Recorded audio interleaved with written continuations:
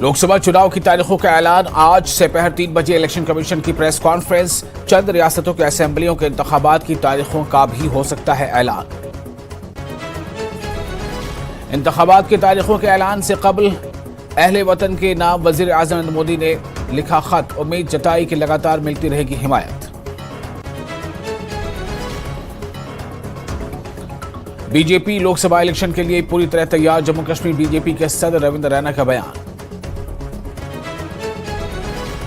Election commission से नहीं है कोई उम्मीद, नेशनल कॉन्फ्रेंस के नायब सदर उमर अब्दुल्ला का बयान। कहा, बुनियादी हुकूक से रखा गया है महरूम। गुपकार अलायंस की मुमकिना मीटिंग के बारे में नहीं है कुछ मालूम। कहा, वो नहीं है पीएचडी के नुमाइंदे। जम्मू कश्मीर में लोकसभा और असेंबली इंतखाबात के लिए है पूरी तरह तैयारी।